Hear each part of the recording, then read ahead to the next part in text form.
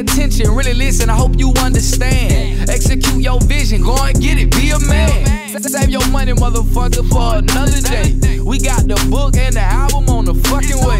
This generation is full of hate, always worrying what the next man making.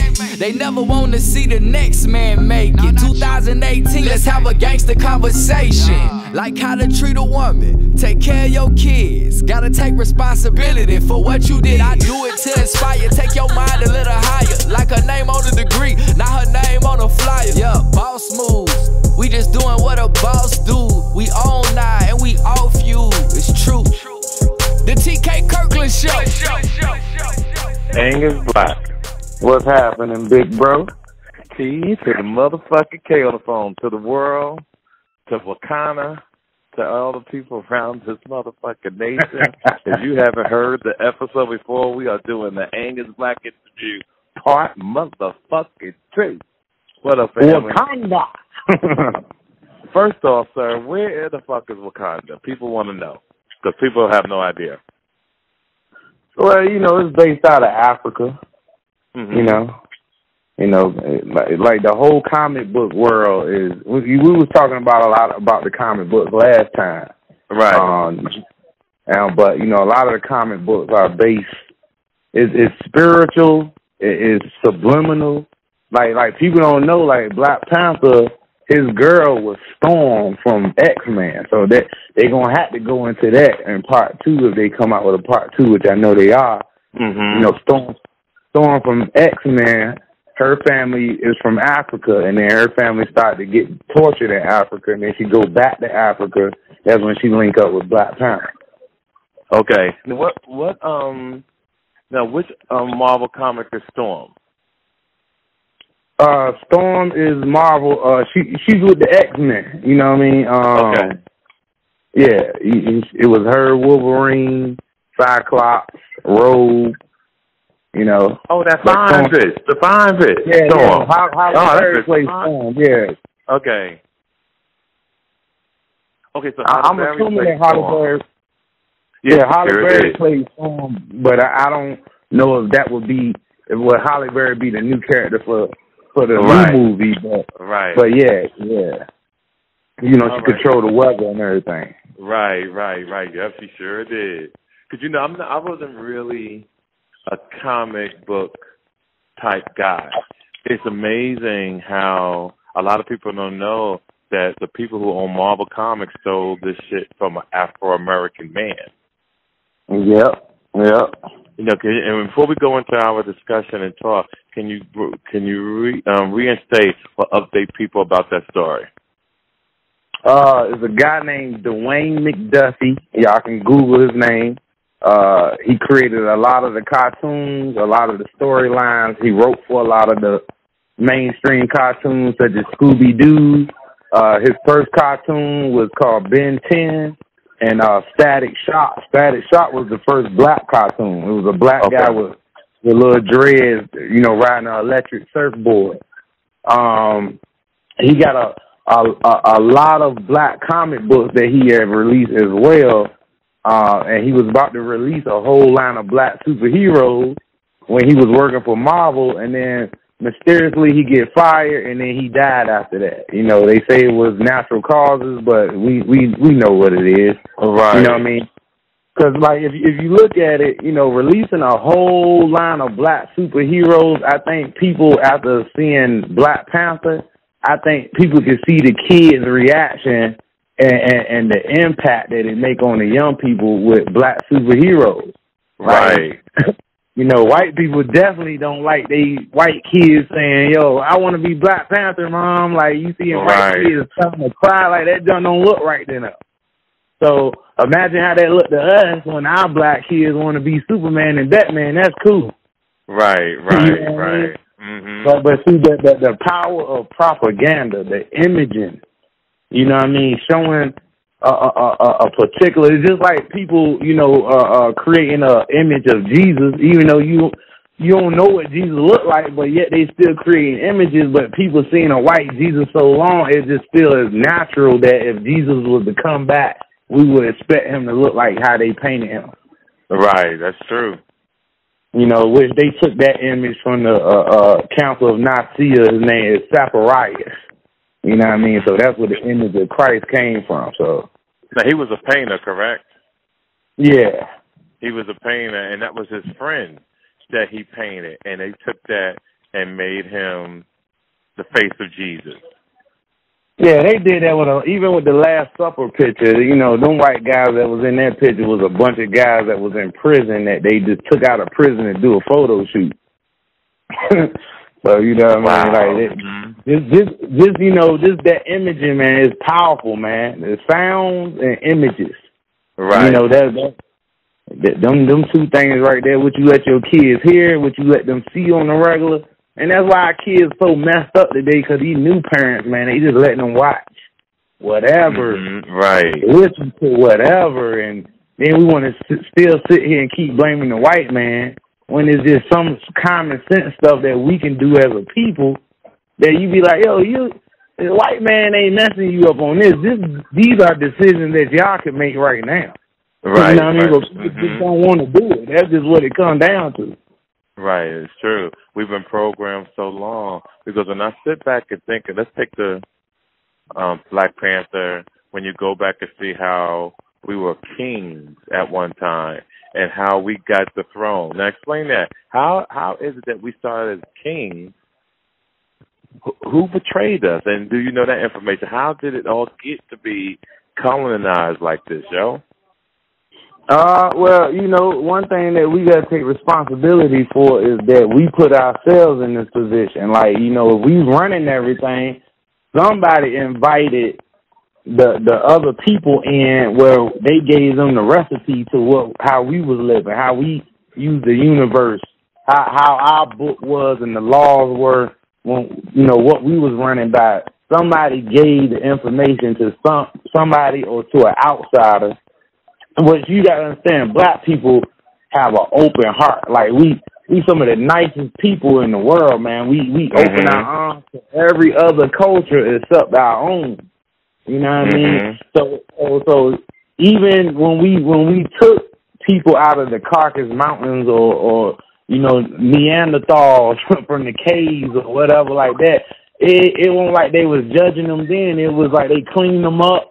Yeah, this is how we eat. This is how we live. This is how we make our money. You know what I mean? Here's our goal right here. You know what I mean? And then eventually, you know, and this is not to go at Moors, because I got a lot of homeboys that are Moors. Moors just means black.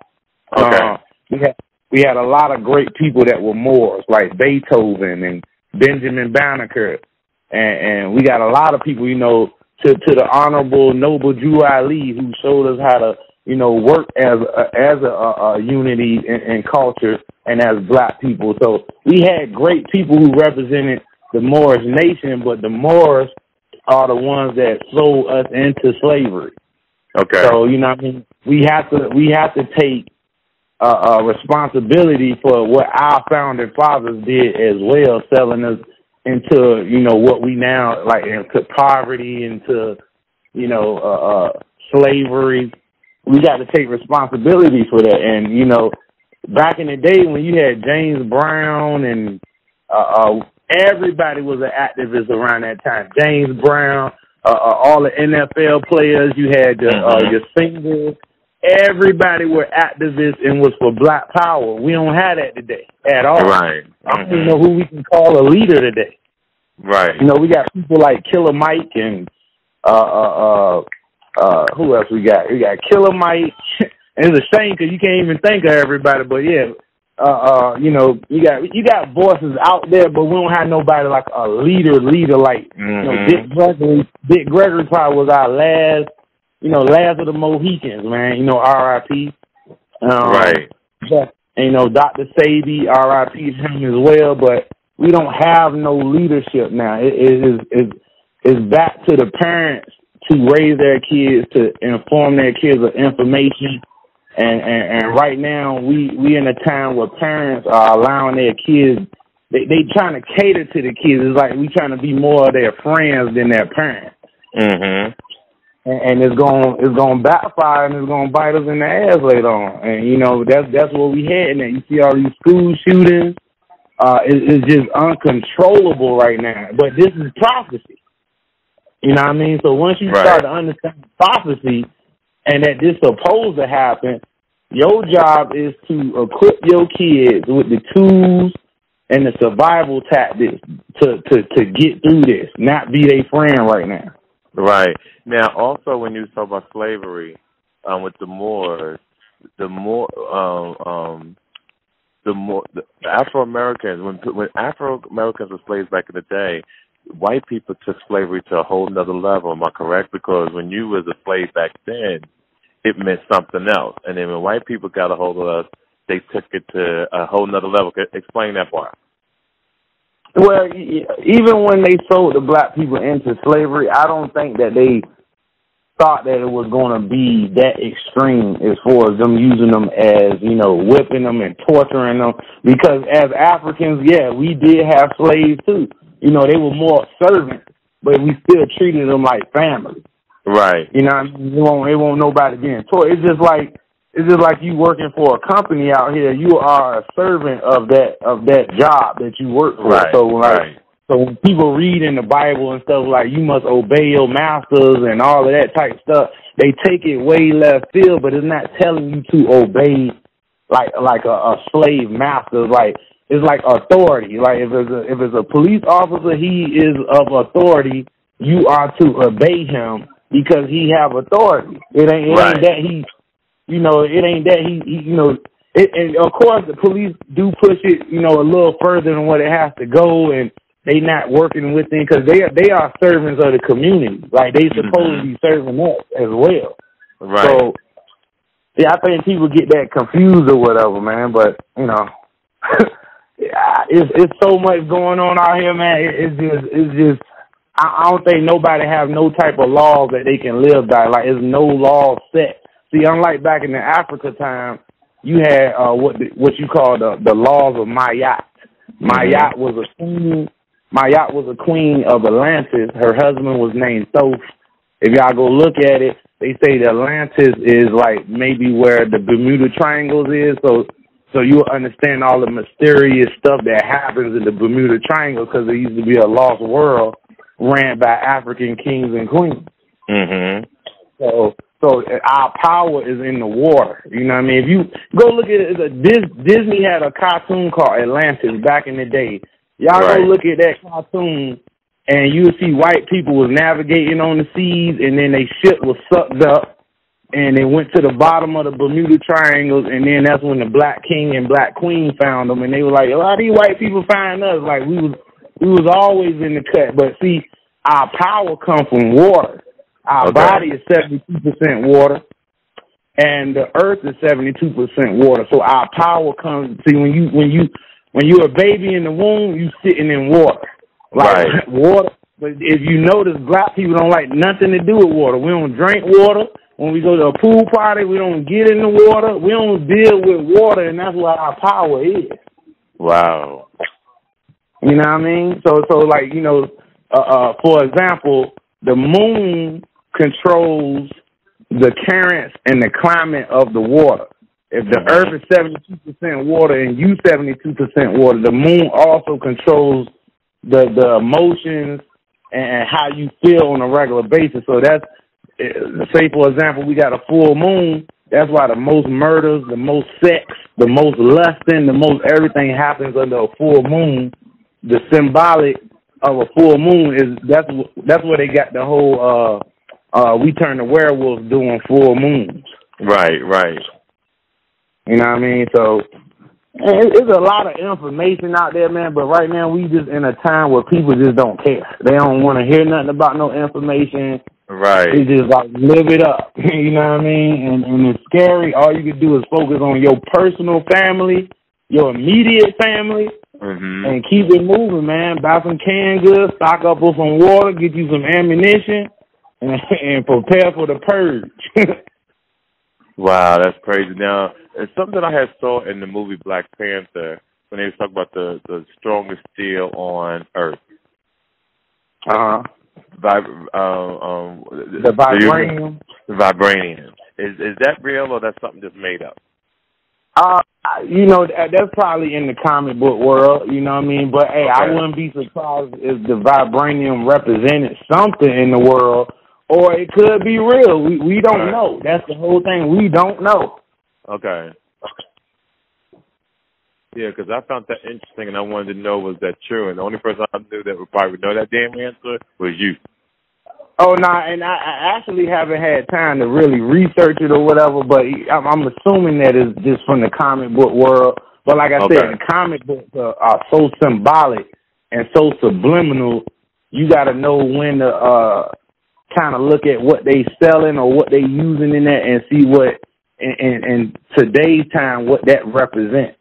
So, you know what I mean? So vibranium could mean something in today's time in the real world.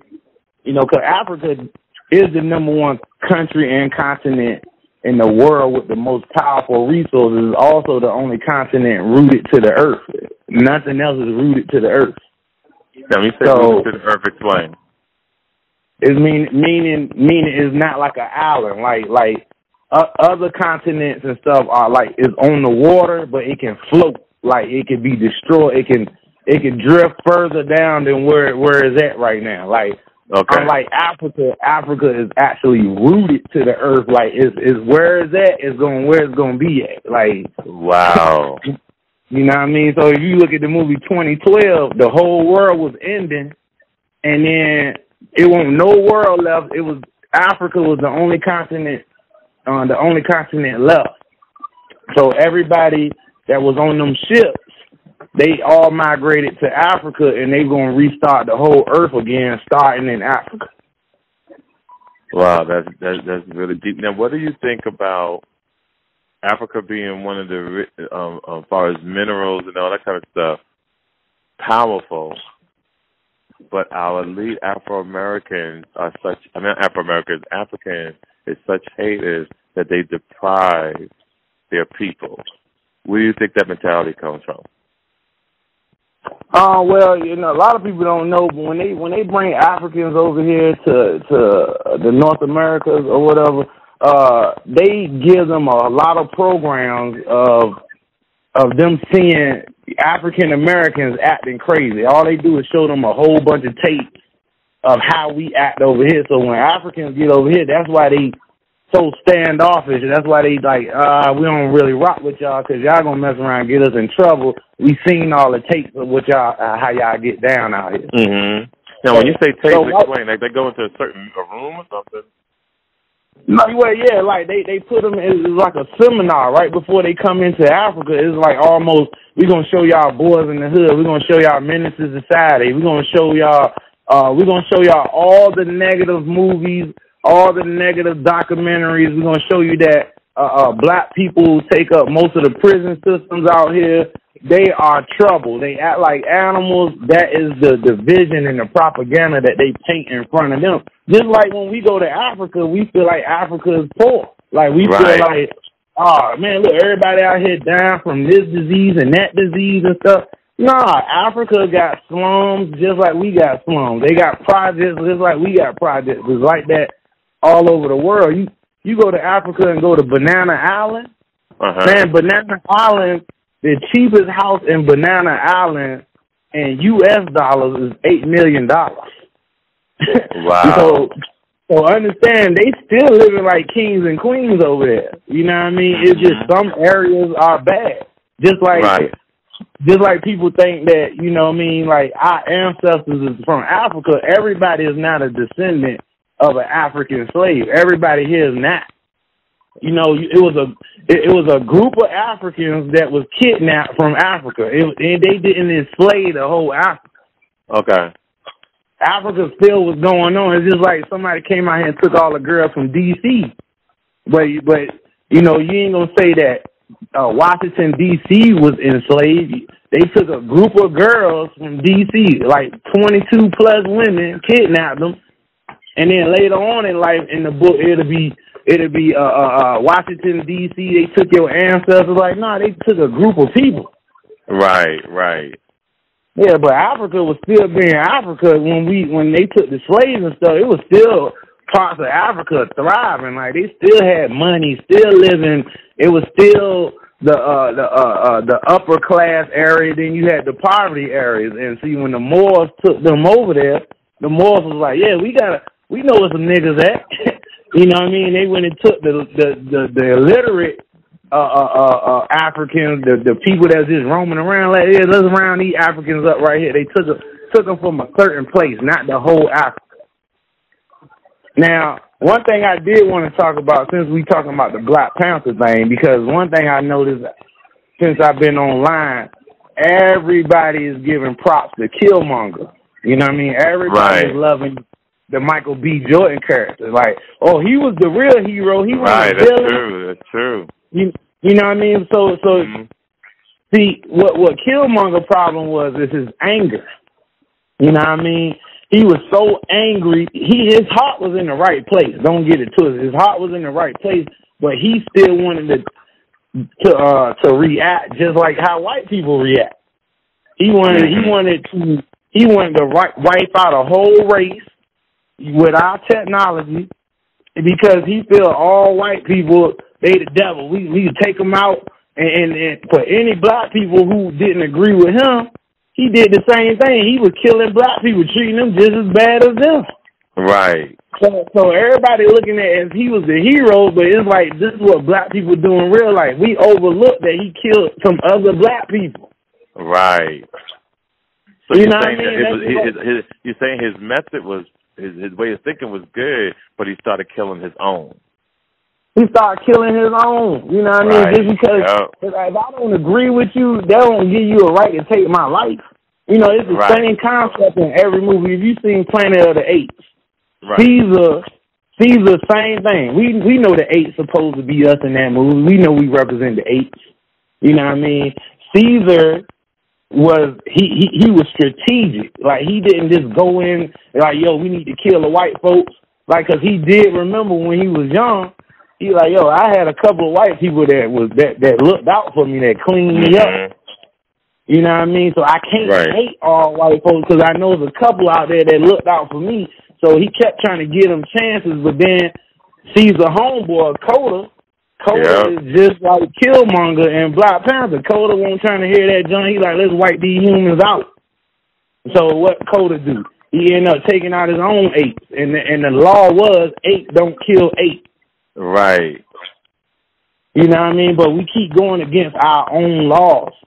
You know what I mean? We don't come together as a nation to the point we can be economically in a league where we have our own money. That's the problem with us. Just like the LGBT. That's why they get everything passed and they got the whole movement going on because they got all their money together. Okay, right.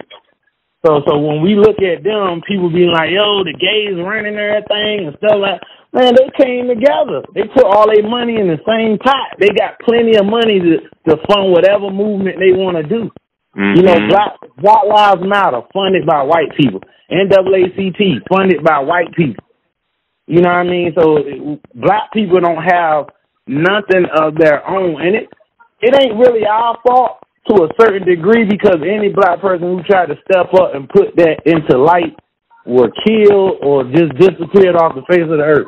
Right.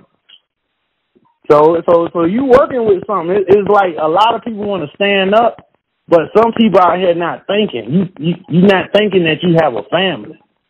Like, yo, yeah, I want to stand up. Yeah, I want to fight back. But, yeah, I got kids. I got my mom. They know where my dad stayed. That's how they always was able to get us. They was always able to put hands on our family, which, you know, even in the slavery time, it was a lot of men being raped by the white man in front of their girls trying to bring their whole masculine side down. But it's like the black men couldn't really rise up because they family and they kids. If you fight back, I kill your daughter. Like, we had to sit there and take that crap. Now, why is it so important that white people hold us down? Why is it so important to them that they keep trying to won't let us rise? Now, why do they go out their way as far as history is concerned, et cetera? Then I have another question to ask you, too. Why is it so important to them? Like, why do they fear so much? Well, if the shoe was on the other foot, you know what I mean, how would you feel knowing that y'all haven't created nothing, you haven't invented nothing, you know, y'all fast, y'all athletic, y'all winning everything you do, y'all amazing, y'all come up. You be the race that ain't really accomplishing nothing, and you see this race over here kicking ass and everything that they do, and you see how you gonna feel. You just be like, yo, they get love on everything. We can't beat them in no races. We can't do like you'll get frustrated too as a coach in a race. Right. You know what I mean? So like all they can do and all they was known. Man, the other day, man, I went to work, and this joint had pissed me off. Me and another black guy was in the break room talking about the Black Panther movie and stuff, and we was feeling all, you know, uplifted and stuff. We was inspired, and then this black woman walk in. She blacker than me, you know what I mean? Right. She walk in, and she catch me on the tail end of my conversation saying, yo, you know, white people ain't create nothing. You know what I mean? So soon as she walked in on that, she's like, oh, my God, y'all type of black people get on my nerves. I was like, y'all type of black people? Yeah, because it's obvious that white people created stuff and got this world running just as good as we do. I was like, see, that feels right, what you just said. It feels like when it came out your mouth, you feel like it should be some white people who invented, but you haven't done no research to really go look at white inventors. So I'm not saying white people haven't invented nothing. All I'm saying is they took the idea from a brother who came up with it already, and then they just trying to make it a little bit better, but we already laid the blueprint down for anything you're trying to think of. Right. And this is the reason why they invented the patent, correct? Black people invented the patent. A black man invented the patent just so he could protect other black inventors. You know what I mean? Like you got your boy Henry McCoy, the guy who was able to invent something where the train. See, back in the day, they had to turn a train off, which it caused a more of a delay to get to the next city when you got to turn the train off and then turn it back on. But he created something where they could put oil into the train while keeping the train on. So he created, so that's where the whole phrase, the real McCoy, come from Henry McCoy. So everybody be like, yeah, man, I want the real McCoy. Don't give me that BS. That come from him. Wow. So all the white people saying, yo, I want the real McCoy. I don't want that other crap. Like, white people started that too. So it was a black brother that we got the whole, you know, the real McCoy from. Right, everything, Benjamin Banneker, man, that's one of my favorite black history stories right there. This dude created and designed the whole Washington, D.C., the Pentagon, the White House. He did the blueprints for everything. Like, this guy, the Big Ben clock. Like, where do you think that name come from? It come from Benjamin Banneker, Big Ben. Right. You know what I mean? Man, we got so much history, man. If black people were to look at every single person that created what or whatever, white people know that would make us uprise and inspire us to be more, you know, into what we got going on. We'll be into each other. Like, we'll love one another. So they know the blueprint. They already know the recipe. You know what I mean? So they doing that with any and every culture. You know what I mean? They taking what makes us as a people and they using it against us. But around this time now, we should be smart enough to know what it is. Now we just don't care. Right. We've been brainwashed so long because when you think about it, yo, and you're like, our whole life we've been taught white history. Like no one, our ancestors or our black leaders never made a push that's something that we should truly learn. Like what you're telling us, that's something that you read or your family member told you. But there's millions of people going to listen to this show tomorrow and say, I never fucking knew this. And the crazy thing is that we can sit here and be talking about this, and I always like to throw this out there, and I threw this out there on the last time we talked, TK, but I don't speak as if I'm telling facts, because I won't dare. Right. So, you know, this is information that sounds good to me. It makes sense to me. And until then, I learn everything as much as I can. And what happens is you come across things in life where you be like, yo, you know what? I read about this. I heard about this. Let me go in my in my mental Rolodex and pull that up. But we would never know unless we were there. So I don't want nobody to think that I'm spitting facts. Okay. You know what I mean? When it comes to the spiritual stuff, anything biblical or anything like that, but like the Henry McCoy and the Benjamin Banneker's and stuff like that, that's facts. That's fact. Right. That's facts. You know what I mean? So I want people to know that, because there's always another black person who want to try to come on and be, you know, like, I got better information than him. Right. And we be trying to outdo each other, trying to debate instead of make it make sense. Like, what can we do to go forward? What can we do to better our people? What can we do more economically to add more power, money power into our families? And, like, what can we do to solve? I don't want to do all this talking back and forth all the time. Right, it's true. And nowadays, the other question. I'm sorry, go ahead. Go ahead. No, you go ahead. I'm sorry. No, I'm going to let you go. Nowadays what? I totally forgot what I was about to say now. You go ahead. Now explain to me about the year 1492. 1492? I saw Isaiah Thomas say something on TNT one night that Afro-Americans, we was always here. There was a constitution that we had already had prior to the United States creating a constitution. Yeah, we had people of color. They always been here. Like, white people ain't been around a long time. You know what I mean? White people kind of been around the last 2,000 plus years, but you know what I mean? We've been here. I like to say people of color always been here. Okay. You know what I mean? Not necessarily saying Africans, but people of color. So there was people of color here before they brought people of color from Africa here, is what you're saying? No, before they brought white people here, it was people of color here, because we was the navigators. Like, this whole entire country was built on the backs of the Moors. The Moors were already lighting cities up with electricity. All this was happening before the whole Benjamin Franklin thing and all of that junk came about. We was already here doing that stuff. Moors was making $50,000 to $60,000 in the 1500s. Like, we was already getting money. We was already big on the. So did Benjamin Franklin also steal our shit? Of course. Like, no, it's no white inventor that they taught you in school that actually invented that. We can bring up any white inventor, and I'm pretty sure we can find a black dude who created the foundation or had the blueprint for whatever they trying to take credit for. That's why, like I said, that's why dude had to create the patent, because he's like, yo, y'all stealing everything. You know what I mean? So it was just like. So was they killing or were they strong arming? Strong arming and killing. Strong arming and killing. Crazy. Yep, like dog, it's Africans in Africa don't have cancer. You don't hear about cancer in Africa like that. They'll give you the whole AIDS thing. We know Europe is number one in AIDS over Africa, but they'll give you the whole.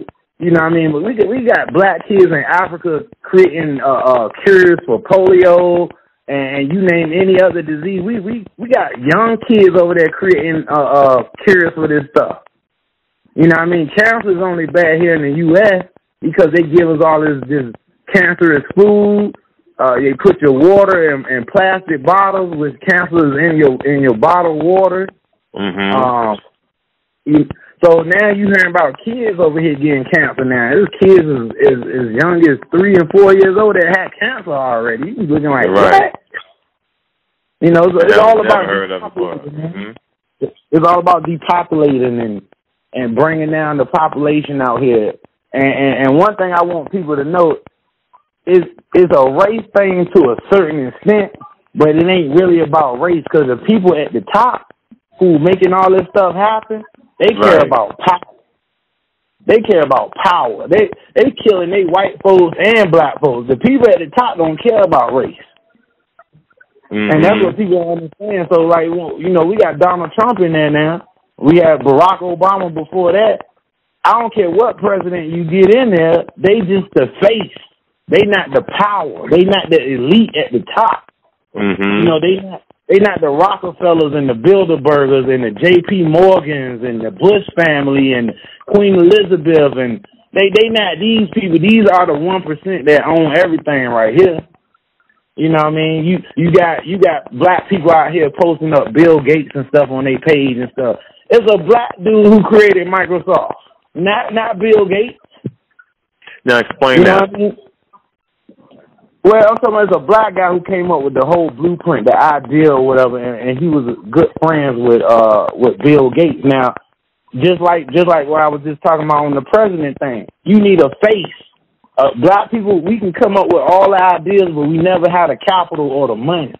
We always got to go to a white guy to brand it for us, or they got to be the face of it just for us to get our product out there. So, yeah, Bill Gates is the face of Microsoft. I'm not taking anything away from him as far as that, you know, he didn't contribute to Microsoft and made it what it was, but the person who needs to get the credit is the brother who created the whole blueprint for Microsoft. And does he have a name? He do have a name, and I know we live. Of course, you hit me up, and I couldn't even give you his name off the top. Okay, but Google it. But it is a brother, though. Yeah, we could research it, you know what I mean? I should have known that off the book. I didn't even want to bring it up, but I get so excited, like, when you talk to me about stuff, because me and you talk about stuff like this off the air. Right. And, you know, and I got so much stuff in my mind. That's when my mouth get all watery and junk, because I'm talking 100 miles an hour, because I got so much stuff in my mind. It's just like, TK, oh, did you hear about this? Oh, TK, did you hear about this? Like, man, hearing about what we did, the positive thing. See, in school, teachers will give your kids slavery out the gate. They start history at slavery. So now, yeah, they started at slavery. So kids already hearing the depressing stuff out the gate. They gonna show us roots.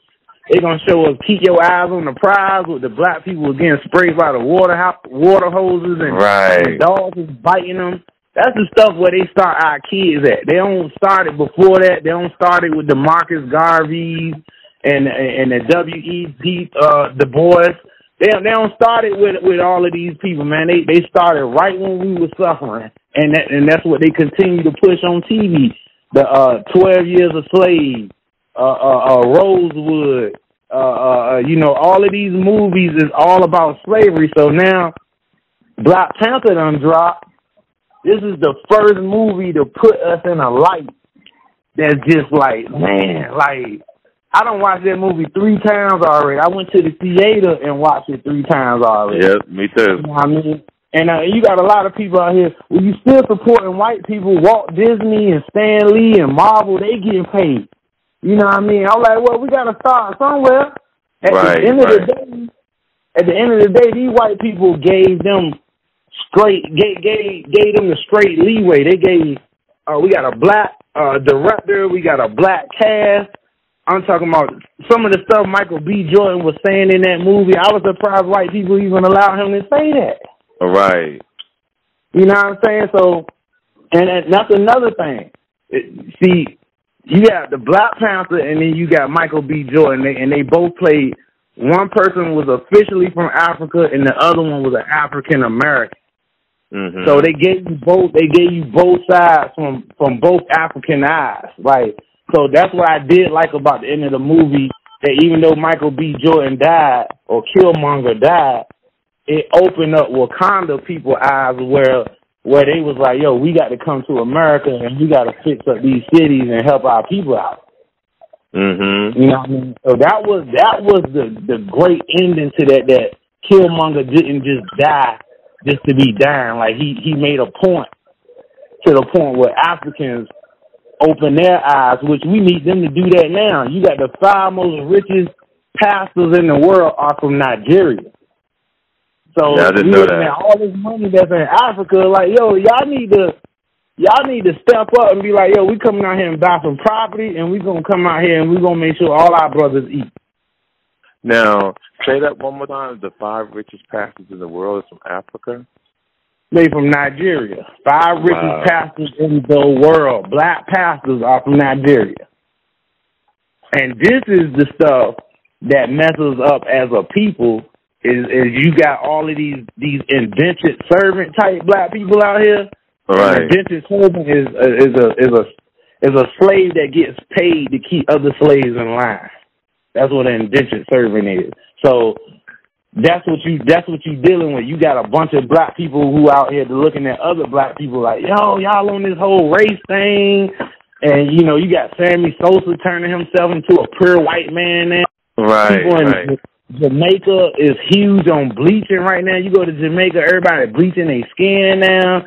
Like, I just don't understand. You got TV celebrities, some housewives and stuff. They feel like they got to rock blonde hair, get blue eyes. Like, we trying to beat them so bad. And I'm like, yo, do you understand how bad they trying to beat us? Right, that's like, true. It's power in melanin, man.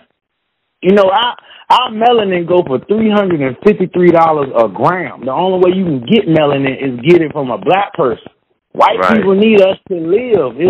It's survival for them. Like, I think I told you that before about the movie Blade. You know what I mean? That's what Blade represented. Vampires was white. You know what I mean? Vampires live in the cold. Then what they do, they had to go get the Daywalker, which was the blackest vampire in the movie. Because we need that Daywalker blood. And if y'all remember, Blade, when they finally caught him, they had his mama, too. And his mama was played by Sanaa Lathan. And if you remember, they had her in a room where she was the only black woman in there because they had vampires mating with her. She was a mating source. They ain't had no white vampires in there to mate with. It was just Blade mama in there. Right. Now why is it that white people need our melanin so much? Our melanin contains its own intelligence. Like, it's so much with our melanin, man. Like it causes us to go in the sun. We can stay in the sun longer than a white person. You know what I mean? That's why if you go look at any blue collar work, especially when it comes to working for the city, shipyards and stuff, it's black people who that's dominating them jobs. Right. You know what I mean? We could be out there on the street working in 110-degree weather. We could take it. They'll pass out. They'll blow up right there. Right. So, Dick Gregory was the one when I was on the road with him, man. He was the one that always feeding you a lot of information that you just be sitting there like, dang, I wasn't even thinking of that. And, Dick Gregory was like, yo, do you know it's over 1 million black men just missing on the East Coast? I'm like, huh? 1 million black men? He got 1 million black men missing. Now, there's only two things, and I use this in my comedy stand-up right now, where you got two options. You got a bunch of people kidnapping black folks, and they stuck in private prisons, which that's where a lot of black men at, and they just don't have no way of getting in contact with no family. My cousin did 15 years. We thought he was dead. He come back 15 years later and said, yo, I was locked up in a private prison in Miami, and I ain't had nobody phone number, and I did 15 years just because I couldn't get in contact with nobody. Damn. And you got a lot of black people in there like that. They riding through these towns like, look at us as comedians. I think about it. When I hit this road, I ride through Tennessee. They can bag me up and send me to a prison where I don't even know where I'm at. Now your phone, you don't memorize numbers no more because everybody's name is in your phone. It's just the name. You don't see the number no more. Right. So you get locked up. They give you a phone call. You don't even know who to call. You ain't even got no number registered in your head. So now you've been locked up because now, God forbid, you don't have enough money to bail yourself out because if you ain't got that, you definitely about to be in there for a while. Right. Man, everybody need to look at the Khalif Browder story, the one with Jay-Z produced it. Man, that story right there, if I get in a position where I got money like that and I can help my people out, that's what I want to bring awareness to is brothers that's locked up and technically just been kidnapped off the street. That's what we need to be focusing at right there. Like they'll always hit us with the it's more white people than black people in America. I'm like, yeah, well, you know, you look at all the thousands and thousands of black men that's locked up that can't vote. Of course, they gonna have the upper hand. Like, allow them to get some rights along with all the other black people and see will it be an even playing field after that. Right, that's true, it's too many of us, man. It's too many of us, bruh. And they taking us off this planet, bruh. They taking us off this planet. Like it's a real serious thing as far as what's going on with black people. But, you know, I'm a spiritual guy, so I understand what's going on, so I don't really get into a lot of debate and make it a white and black thing. I do understand what it is. I do know that we battle. So explain, what do you think it is? I want to know what you think it is, since you said you know what it is. I think you know, of course it's left field, man, but, you know, I think we're dealing with something that's not human. You know what I mean? I think it's going to get to that level of the extraterrestrial thing. I think it's going to get to that level. You know what I mean? Like where, like a spiritual law, a spirit has to have a body to do something to somebody in the physical. That's a spiritual law. So when you're dealing with demons and spirits or extraterrestrials or whatever, they have to have a body. They need a human body to do something. So the movie Men in Black, for example. Right. When that alien came from another planet, he came here as a big old roach. He was like a big-ass roach. But the first thing he did was go get a human body. Right. You know what I mean? And that's in any case. If you look at any movie, a spirit or a demon, every time they come to Earth, they got to get a human body. Even Superman. Superman, I like Superman because Superman's supposed to be Jesus. Like, it's the same as that storyline. Right. Now, Jesus' name was from not Jesus, but Superman's name from where he's from. His name was Kal-El. That's a Moorish name. That means Superman was a Moor. Because his last name was El. El means the people of God, Kal-El. So when he came to Earth, just like us, when we came to Earth, because we are not of this world, when we came here, we had to be registered into the Earth system. So now when we came here, we had to change his name to Clark Kent. That's an earthly name. Right. So if black people was to start finding out their real names and not their earthly names, that's where the power lies. The power lies in your real name, your real people, the descendants that you came from. That's where the real power lays. So now here it is, white people done kidnapped people, done took slaves, done tortured families, and then they charging us money to go on Ancestry.com to find out our lineage. like you like, dog, it's a game, it's a scam, bro. Like, y'all know what it is already. That's why you think. Why do you got information to where my great grandmama come from? How you get it? Right. And I can't get it. So just like I was talking to my brother, man. We call him Nana. He a Moor. He been a Moor for a long time, and he said something that kind of set deep with me. He was just like, man. He said, you know how you buy a car, and once you finish making that last payment, they give you the title? He said, you own that car. You have the title. He said, how come you only got a copy of your birth certificate? Where's the original title to your name? Who got that? Mm-hmm.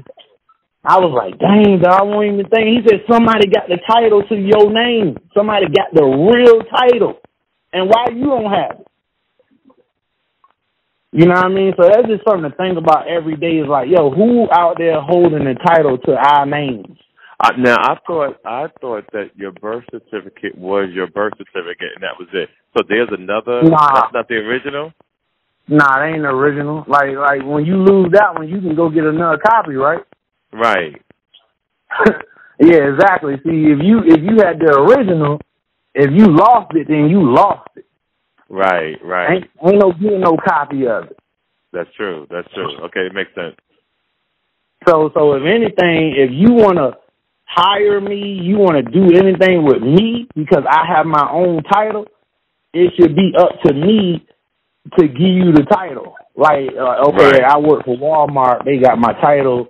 I'm working for a certain amount of time. I'm on a contract. Like, But right now, I can operate in my own way. Like, you know, I make my own money. I got my own businesses. Nobody is the ruler of me, but, you know, we do have slave owners. Unfortunately, we do. And that's the 1% that runs everything. Right. You know, of course, as slaves, we live better. You know what I mean? Not saying that that's a good thing, but, you know, like now they can give us all the materialistic things and throw us off. And it's like, yo, like, yo, your girl Cardi B, she be talking on that stuff, man. Listen to Cardi B. Go look up some stuff with Cardi B and the Illuminati stuff. Like, she's going through some things, man. I always pay attention to artists that kind of reach the top fast. Right. And when I see artists like that, they always saying some subliminal stuff where you can kind of hear somebody crying out for help. See, Michael Jackson, he was crying out for help. Prince crying out for help. You can hear it in some songs, the subliminal songs that they got. You know, what's the coincidence that Prince died in the elevator, and you go listen to the song called Elevators? It's like he predicted his death. Right. You know what I mean? So all of these people that's dying mysteriously, like, you know, there's a lot of artists, they die the same way, overdose. Everybody. Right. Everybody. Overdose. Michael Jackson, overdose. Prince, overdose. Like, come on now, we catching on to it, y'all. Y'all gonna have to start killing us a little bit different now. Right. Whitney Houston, all that. Yeah, Prince don't even do drugs. Y'all gonna come at us with that he overdosed. Like, he actually still was a Jehovah's Witness, actually going around still knocking on people's doors.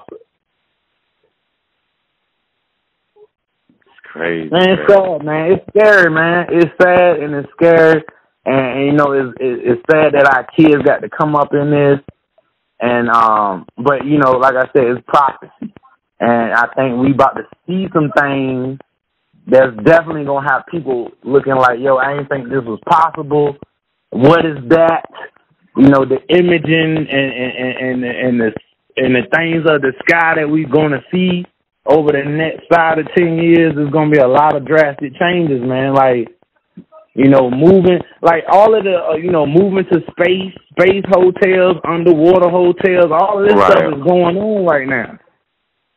This stuff is going on. Richard Branson and Bill Gates got a spaceship craft that they created that supposedly could take you to the moon for the whole weekend. You could take your girl to the moon for the whole weekend for $1.8 million. We can go there for the weekend and come back. Like all of that, the movie Total Recall, Fifth Element, all these futuristic movies, they gave you the answers already. Technology is always 20 years ahead. It's always 20 years ahead. So these phones that we getting, they've been had them James 20 years ago. Right. Man, you dealing with something that's not human, dog. Like you dealing with spirits and you dealing with time travelers. You dealing with the extraterrestrials. I feel like we really have non-human things in the middle of the earth. That's why you watch the movie To the Journey to the Middle of the Earth with Dwayne Johnson. Right. All of them games be looking like adventurous movies or Walt Disney for your kids and stuff, man. But they be putting truth in that stuff, man. I don't believe everything, but like I told you, it's information. It's just information not documented, and it's in the crates. And if I gotta pull it up, then I pull it up. But what's so interesting? I'm listening to you talk, and I hear everything you're saying, and there's so much information. There's so much. It's gotten to the point you don't know what the fuck to believe no more. So it does go back to take care of your families and raise your people, right? Because it's so confusing out here, it can really fuck you up. Because all you it's like being on the jury, right? If a person is guilty and you can't get 12 people to say guilty, and you just get one person to say, I don't believe that happened, a motherfucker ain't going to jail. But see, even with the court systems and stuff, man, all that junk is fake. You know, it ain't no such thing as family court. It ain't no such thing as traffic court. All of this stuff. See, if you meet a Moore that got all his identification, his IDs, the right IDs, he not circulating under European law. He not, you know, a police pull him over and he show his Morris license. A police officer is supposed to be like, yo, have a good day. Because I'm not operating in your system because my dad and my mom built this country, and you can't sit here and tell me about I need an ID to be driving on something that's mine. Like, now, that sounds good on this interview. That shit ain't going to happen for real. You get pulled over in the streets of Compton, New York City, Miami, etc. Am I correct? It ain't going to happen because you're dealing with a bunch of people in the system who don't know the laws either. Right.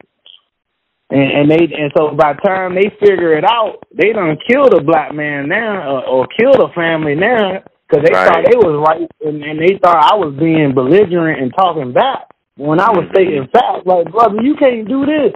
Like, you are to serve me. Right. Like, you know what I mean? So all of this being, now the only thing I do hate, because I see a lot of videos of sometimes where we get pulled over by the police and we be belligerent and we start trying to kick information and knowledge. The way we do it causes us to be in certain situations. And then see black people that I usually talk to, they be like, well, we right. And I was like, first off, calm down. Talking in a calm voice. Right. That's scripture right there. You talking in every situation, you should be talking in a calm voice. Right, it's true. You know what I mean? I ain't got nothing to worry about. Only people that I see getting mad and stuff is, okay, you probably was driving with weapons and drugs in the car. Now you trying to come with all this information. But see, even if they pulling me over for the wrong thing, I got my license. I ain't did nothing wrong. Hey, license and registration. Here you go, sir. like I'm trying to go home. That's what it's about. Are you trying to go home? Are you trying to go home? And that's what I said to myself one day. I'm in Jersey. And I'm driving like 2 o'clock in the morning. I'm just leaving New York doing an event. And I saw the cop on the side of the road. I didn't even look over it. I just saw the lights on the highway. When he pulled me over, I said, sir, I saw you profiling me. He said, I wasn't profiling. I said, sir, I'm a grown man. I've been living here. I've been living on the East Coast my whole life. You was profiling me. He wound up getting a supervisor and all that kind of stuff. He was like, well, you're a big guy, sir, and I'm not going to give you a ticket. I just want to get your ID. But in my mind, I said, then why the fuck did you pull me over? In my mind. But in my mouth, but my subconscious, and it's my subconscious, but in my actual thought, I was like, TK, just get home. Just get to your hotel. It didn't make sense to start all talking because I knew my ID was straight. So I wanted to make sure that I got home. When I pulled up, I saw the supervisor and all that because I knew I was right when I said, you profiled me. Because I was the only one on the highway, but the only black person on the highway.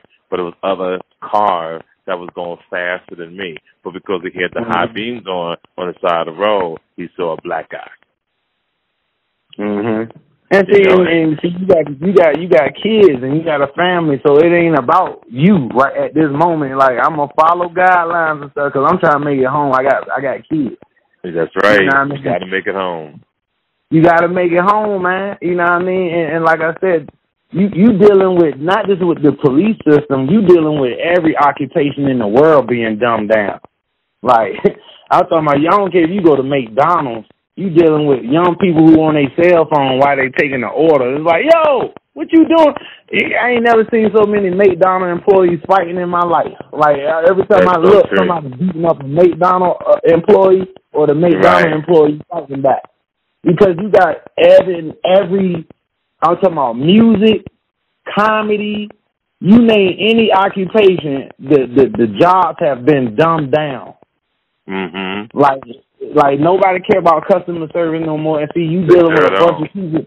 You dealing with a bunch of people who go in there. Her job is the such and such. She's supposed to. Now, see, you confusing her job with the individual.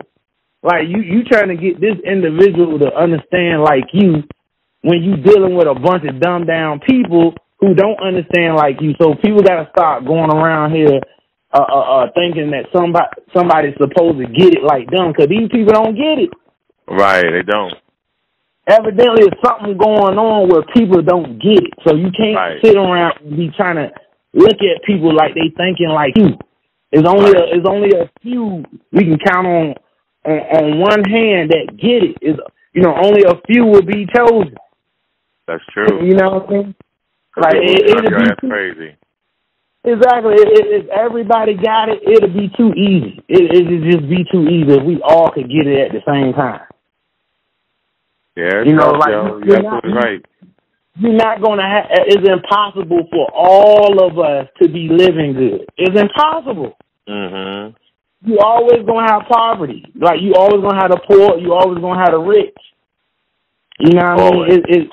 The door is open for all of us to reach that, we all can be rich, but we all not going, it's impossible for all of us to make the right decision. Right. And even if you do make the wrong decision, the way God worked this thing out, I don't believe God dumb. I believe he know what he's doing. We might not understand what he's doing, but some people, I done had homeboys that got locked up, did 7-8 years and came home and said stuff like, man, that me going to jail really helped me. I'm looking at them like, what? Yo, man, if I didn't go to jail, I wouldn't be in the position that I'm in today. Now they successful, got their own magazine, staring, running. They got all this other stuff. But sometimes you got to go through drastic stuff to see the light. Some people got to hit rock bottom sometimes. That's just the way it is. Right. That's so me now, like, you know what I mean? I can look back on my life and I can look at the mistakes that I made, and today I can see why I'm not a millionaire. I can see why I didn't, because I can look at the mistakes. I can look at all the money that I blew. You know what I mean? You know what I mean? I can look at when my dad was telling me at 14, 13, I had a summer job. He like, yo, stack your money. My dad always said it, stack your money. Right. Stack your money. $10,000 ain't no money. $100,000 ain't no money. And instead, I'm trying to ride with the wave. Like, dog, the new Jordan's coming out. This is my money. How you going to tell me what to do with my money? So what I do, I end up moving out at 15 years old, staying with roommates, bouncing around couch to couch because I wanted to do my own thing. This is my money. Right. So here it is. I'm 36. Today, I'm still paying for stuff from when I was 16. Mm-hmm. I ain't know what credit cards was at that time. My credit all good. My dad said, yo, they going to come. They're going to try to destroy your credit out the gate. As soon as you get qualified for a credit card, they coming for you. Right, they're coming for you. They're coming to fuck you up. You're right. Yeah. So I get my credit card. I'm so dumb. I get my credit card in the mailbox and say I got a $500 spending limit on it. And they said I ain't had to make my first payment. All I saw was 21 APR. Right. I'm so dumb. I'm looking at the APR 21 like, okay, my first payment is on April 21st. I'm so dumb. I'm thinking the APR stand for April. Right. And they say you pay a minimum of $15. So I made sure I kept paying $15, not knowing about that was the interest rate. Right. You know what I mean? So now here it is. I'm older now. I look back on that type of stuff. These are the things that I wish I would have known. I always think every day, I was like, man, if I could go back in time and start all over, man, I've been a millionaire at 21. Yeah. And when I hear your story and I think about how blessed I am, and that's why I probably confuse a lot of people in my era, because you already know me. I just been a smart motherfucker since I was probably 14 years old. I was the nigga who was always getting money since I was a youngster, yo. Always paying the bills, always keeping my credit right, always. And me and my brothers, we all came from the same mother and same father. I had my parents in the house together, but I always kept everything on point. Even when I went through my phase of robbing and stealing, I already had paper. I don't know why I was doing what the fuck I was doing. Maybe it was an alien. I have no idea. But I could tell you, I got back on motherfucking track and kept pursuing, and I'm glad that I got into position to do the things I'm doing now, to have my own record label, my own book company, shooting the Netflix special on April 1st in Miami, and look like Netflix might be off the table because Amazon is in the game now, and they might outbid Netflix. But right now we're promoting Netflix, so whoever gives me that motherfucking check, that big check, it's going to be on, and I'm not going to the street to talk about X, Y, Z didn't give me this and give me that, because I always try to tell people when you're hustling, all money is good money to a hustler. Mm-hmm. I don't give a fuck if it's $1 or 10 million. If you're a hustler, you take it all. And everybody know on the streets, can't nobody hustle me. I'm tell you a story. Years ago, it was me, A.J. Johnson from Friday, Chris Tucker, and myself. We was at the Kentucky Derby doing the show. The show, the theater we was in must have been maybe 2,500 people. Mm-hmm. Only 4 people was in that motherfucker, dog. Mm. The promoter was there. I said, yo, let me speak to him. And everybody screamed, don't let TK go in there with him because ain't nobody going to get no money. And I got every time. And I was, at that time, I was bigger than Chris Tucker and A.J. Johnson. And I walked away. So what I'm trying to explain to people is about your mouthpiece. It's about how you carry yourself. It's about your DNA. And now that I have shows like this, to bring people like you to the world that can give our people who are listeners the information that's necessary, that they can listen to the TK Kirkland podcast and know that we bring in something totally different. Yeah, you may not see a video because everybody does that. You may not see me in the studio because everybody does that. What I try to do is go after every motherfucker that's walking the street, everybody who's not famous, because it's people like yourself that would have never got these type of chances any other way. And this is what I love about the tech industry. The tech industry has paved the way that now you can go to shows like Netflix, Amazon, Spotify, all that, and create your own business. You don't need major companies anymore to get on.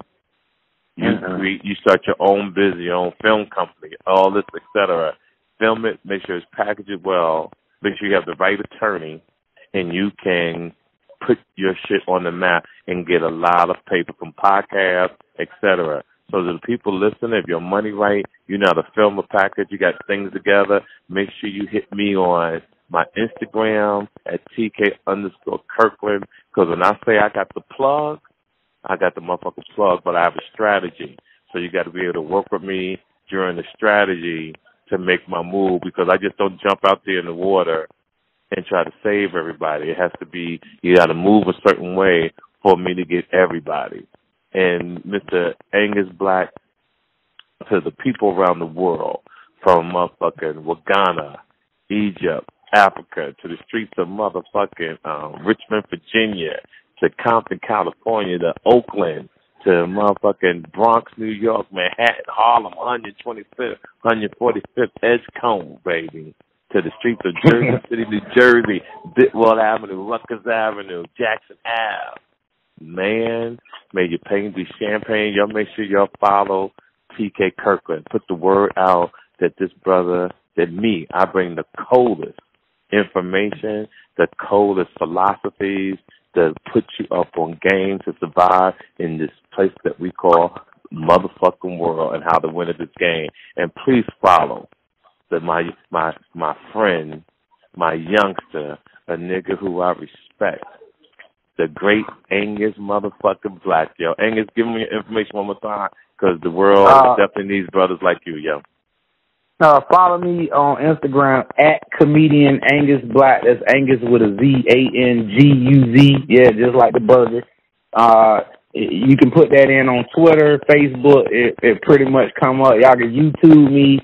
There's a lot of big things coming up this year. I'm very excited. And for once, I don't want y'all to think that I'm talking as if I know everything, because I'm still learning too. But I love to learn together. I'm a great listener. You got to be coachable in this world. Like everybody don't know everything. You got to be coachable. So if I can leave y'all with any advice to work on right now, credit repair. Get your credit repair. Start saving your money. Forget all of this trying to keep. I know, CIAA, all of these things is coming up. Holidays is coming up. All of that is a gimmick for you to keep spending and being in a certain position. So this year, we're going to focus on, especially if you got kids, especially if you got loved ones, it's no longer about you and your decisions. You are making decisions based on a family. So credit repair, getting into a home. Rent, if you're going to rent, at least do a rent to own. Don't do just a renting. You could do rent to own or lease to own. Credit repair is real easy to get done right now. So, y'all can also reach out to me on that. And, yeah, man, I wish everybody... And when I try to tell people about credit repair, if you can't reach Anguz Black, all you got to do is pay your motherfucking bills. And your credit will be repaired. Credit repair and all this shit people fixing your credit is for motherfuckers who are lazy and don't want to do nothing. All you got to do is get off your ass, find out who you owe, and pay your fucking bills on time. That's what you got to do. And make sure you listen to the... I'm sorry, go ahead, sir. And you could do it on your own, too. You could dispute the stuff that you owe on for free. But, if you can get a credible, like Lexington Law, 5 Links has a great program. They teamed up with Chroma, which they're an amazing company to help with credit repair. It's easy to do it, and it's just no excuses now. Like, y'all got to get it done. They about to get rid of cash. They getting rid of cash soon. So when they get rid of cash, for all y'all that don't got good credit, this is going to separate the rich from the poor, and then this was going to cause the violence to go up because nobody got no cash. They cut the whole underworld off. Can't do hair in the kitchen. Dudes ain't selling no weed right now because the government's selling weed now. Like you better pay attention. Yeah, they about to cut it all off, man. You damn right. They about to get control of the weed, and what motherfuckers gonna do, yo? And they gonna try to cut welfare.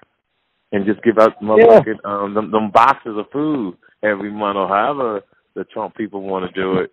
So people, listen to Anguz Black. Keep listening to the TK Kirkland Show. Tell somebody who knows someone that got a phone, Android, iPhone, whatever. Listen to the podcast, TK Kirkland. We don't do no gimmicks. We don't talk no goofy shit. We not buffoonish over here. It's play the player, pimp the pimp. I'm going to put you motherfuckers up on game. The great Anguz Black. May your pain be champagne.